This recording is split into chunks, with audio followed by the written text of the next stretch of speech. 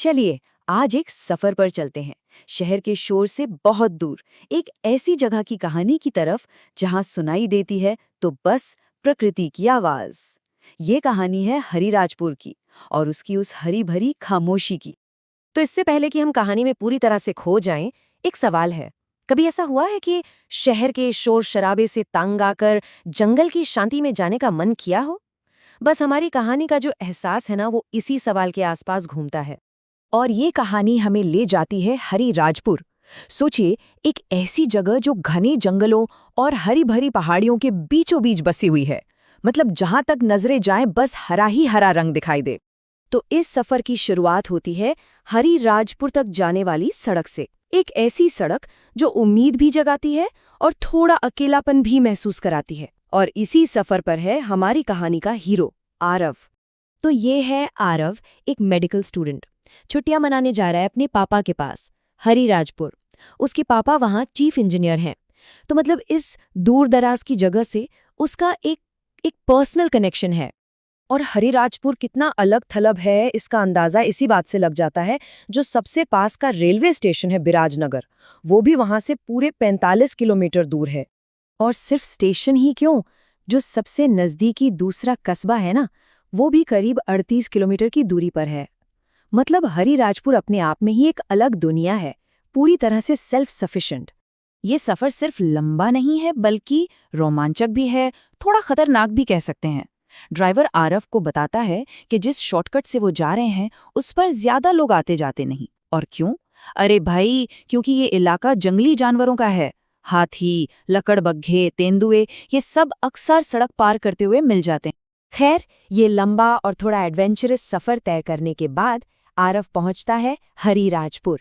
और उसका स्वागत करता है एक एकदम शांत कस्बा। एक ऐसी जगह जहां उसे कई नई चीजें देखने को मिलती हैं और कई विरोधाभास भी। देखिए, हरिराजपुर कोई आम कस्बा नहीं है। इसका शेप ही अलग है, एक ट्रायंगल जैसा। और सबसे खास बात यह है कि ये घने नीलकंठ जंगल का एक तरह से गेटवे है। आरव के लिए सबसे बड़ा शौक था यहाँ की जिंदगी की धीमी रफ्तार। सोचिए, दोपहर 12 बजे तक दुकानें बंद होने लगती हैं। सड़कों पर कोई खास भीड़ नहीं, किसी को कोई जल्दी नहीं है। मतलब शहर की भागदौड़ वाली जिंदगी से एकदम उल्टा। और आरव जहां रुका है वो क्वार्टर्स कॉम्प्लेक्स तो मानो अपनी ही एक छोटी सी दुनिया हो। कुल मिलाकर बस 5 सरकारी क्वार्टर्स, एक छोटा सा जगन्नाथ मंदिर, कुछ खेत और चारों तरफ बस घने जंगल और पहाड़ियां। जिंदगी यहाँ पर सच में प्रकृति के बहुत करीब है। अब इस अकेलेपन और खामोशी के बीच कहानी में एक दिलचस्प मोड़ आता है। एक ऐसी मुलाकात होती है जिसकी कोई उम्मीद नहीं थी। और ये मुलाकात आरव के दिल में एक अजीब सी उत्सुकता जगा देती है। तो होता यह है कि इस शांत माहौल के बीच आरव को बहुत ही गर्मजोशी से वेलकम किया जाता है। उसके पड़ोसी हैं मनोज अंटल, जो चीफ एग्रीकल्चरल ऑफिसर हैं, और सरिता आंटी। दोनों ही बहुत प्यार से, अपनेपन से उसका स्वागत करते हैं। और बस वहीं उसी वक्त आरव की नजरें किसी ऐसी चीज पर पड़ती हैं जिसकी उसने वहां होने की कल्पना भी नहीं की थी। अब सवाल ये उठता है कि आखिर उसने देखा क्या? इस शांत, दुनिया से कटी हुई जगह पे ऐसा कौन हो सकता है जिसे देख के वो इतना हैरान रह गया?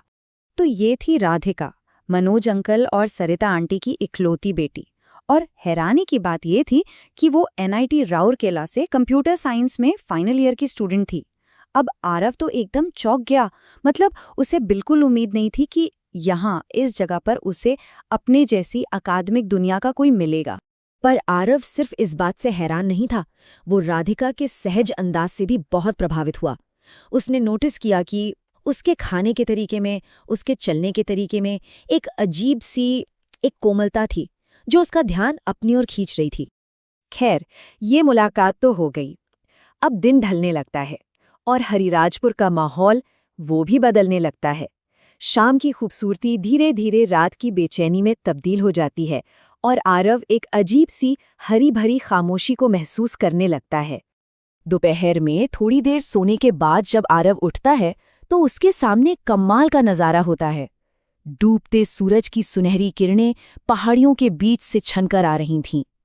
पूरा माहौल एकदम शांत और जादुई सा लग रहा था। लेकिन ये खूबसूरती ज्यादा देर नहीं टिकती। जैसे ही सूरज डूबता है, दिन की वो सुनहरी शांति एक अजीब डरावनी खामोशी में बदल जाती है।